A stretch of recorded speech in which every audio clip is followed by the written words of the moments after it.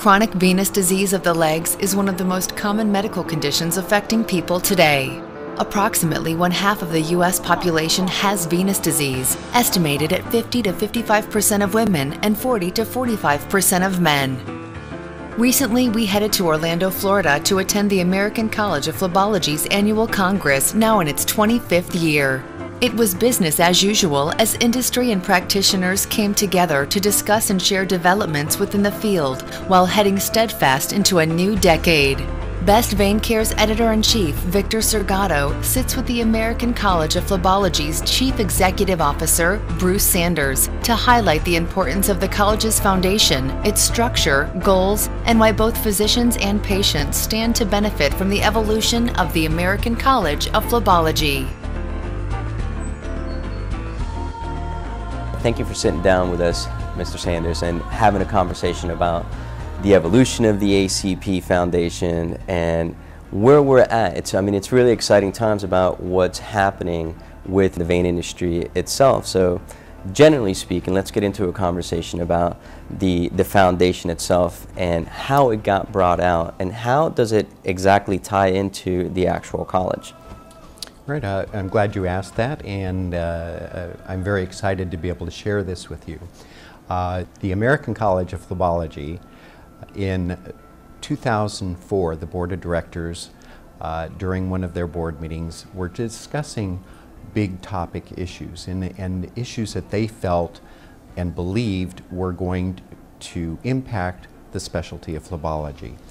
And their vision was to make sure that we're growing the specialty, that we are truly meeting our mission, which is to advance vein care.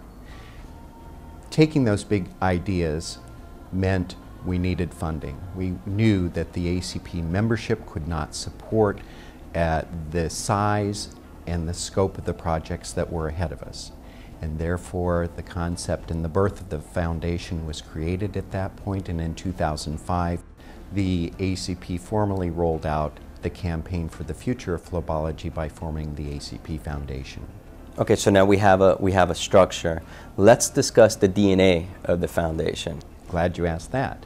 The intent behind the structure of the foundation was really to bring physicians together and industry together to be able to support financially those projects and those issues that were really going to further and support education and research in phlebology. So having both sides of the fence sit down at a table in a collaborative environment to work together for improved patient care. And that was the goal. And have you seen, we're talking about 5 years, and if we look back at the starting gate to where we're at today, what kind of progress have you seen? Have you been accomplishing the goals that you feel like you've laid out for yourselves? Absolutely. At the beginning, the American College of Phlebology felt that we needed to elevate the education experience of the physicians, and therefore the idea and the concept of board certification was born. And that process is not an easy one, nor is it a quick turnaround, but the visionaries and the board of directors created yet a third entity, because a board certification program requires that it be a standalone entity, that there is no crossover, that it really is there to certify the physician's experience and knowledge in vein care. And with this credential, it elevates the entire specialty of phlebology. And so that was a major accomplishment in itself.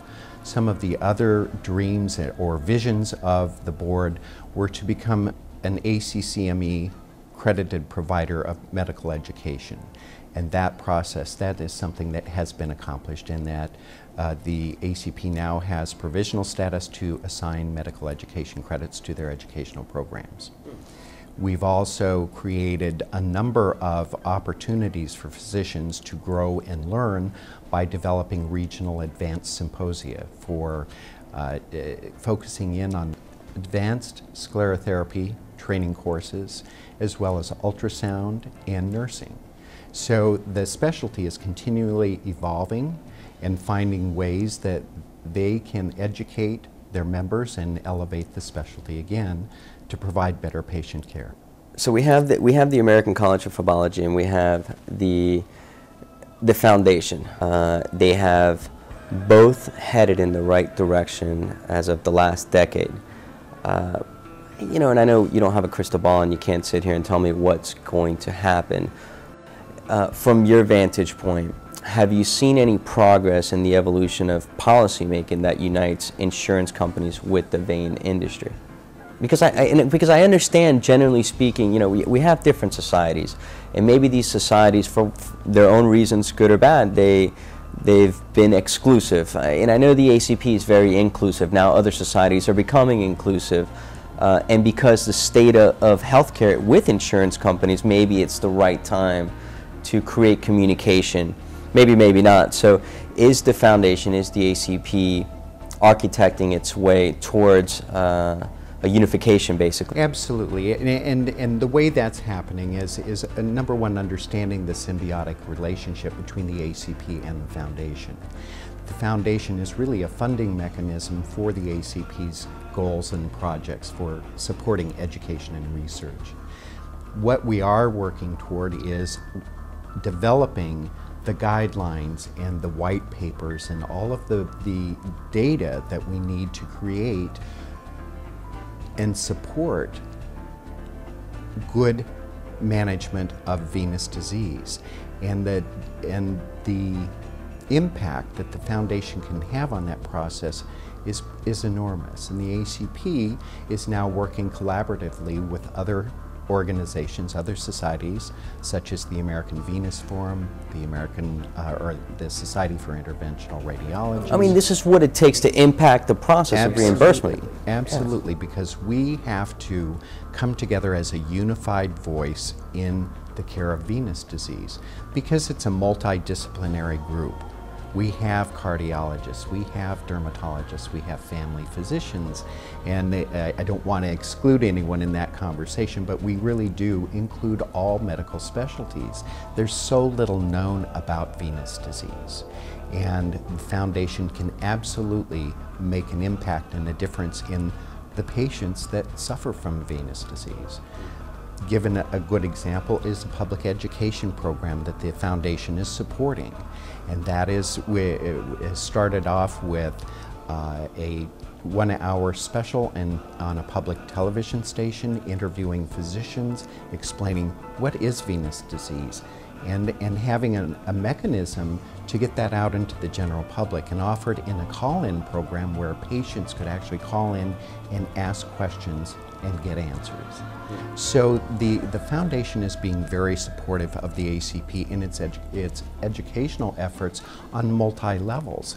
You're not just there to educate the physicians who are members, but we also need to educate the general public. We have to educate the medical community. And what ways is the foundation supporting that effort is by funding for academic fellowships. For example, at New York University, we have a fellowship which is under the directorship of Lowell Cabnick, Dr. Lowell Cabnick. That's one way that we are really trying to make an impact on the medical community. We also have, which is really exciting to me, is a fellowship, a scholars program to invite and bring in medical students to the ACP's Congress so that they get exposure to this dynamic field of medicine that they otherwise would not have an opportunity to know about. So the foundation has supported bringing up to as many as 40 students per year to the Congress just to be exposed to the field of phlebology. What I also want to mention at the ACP Foundation has also supported the first ever phlebology ultrasound credentialing exam. So that also is another thing that another activity that the foundation has supported in educating and raising the bar for non-physicians who are practicing in this field. So we really are including all aspects of elevating the treatment and study of venous disease. We've also obtained a seat on the House of Delegates through the American Medical Association. That was another goal of the ACP, and having the foundation support that effort. We're now recognized by the AMA as a subspecialty of medicine, as well as the American Osteopathic Association. So we are making a lot of strides in trying to educate on all levels. We also have a number of preceptorship programs now that are available for ACP's members and non-members to learn about venous disease on a one-on-one basis with a trained expert. So in addition to the public television program that we were fortunate enough to produce, we also have created a website for the general public, and it's healthyveins.org. This gives patients the opportunities to go out there and do their own research, and also to find physicians who are qualified and trained in venous disease. We also have had a number of radio interviews by different board members. We've had articles in the New York Times, in the Chicago Tribune. So we are really trying to get the effort out there, make the effort to get out there and do these public educational events or take these opportunities, and these are all funded and supported by the foundation. So again, you know, the funding that's coming from industry and donors alike really is making a difference. Now, we have a lot more to do. This doesn't happen overnight. Phlebology is a very young specialty, and we would all love to see it, you know, be there overnight. It takes, you know, really the efforts and the vision of all the board members on both sides of that fence. We've got, as I mentioned, we have physicians and industry sitting at the same table. Those physicians and those partners in industry are supporting the foundation financially. So they are committed to advancing vein care through the support of the foundation, thereby feeding into the ACP's major goals of educating the public and educating the medical community, and in the end, providing better patient care. What ACP's image and brand should be is about inclusiveness. We're as I mentioned, we're multidisciplinary, but we're not just about physicians. We're about physician's assistants, we're about nurses, we're about ultrasound technologists. It is about the total package. We want to be the go-to folks when it comes to the treatment of venous disease. So we really are inclusive not only of all specialties, but all levels of healthcare. And that is what we always will strive to. And being collaborative, we now are collaborating with other societies to, again, get that message out and get the information into the hands that can make a difference in the patients' lives. I want to thank you very much for sitting down with us, Mr. Sanders, and discussing the ACP Foundation and how it's benefiting the actual college and educating us to basically inform our audience to what they can expect when they join the college, and the importance of the foundation to venous disease. Absolutely, I appreciate the opportunity.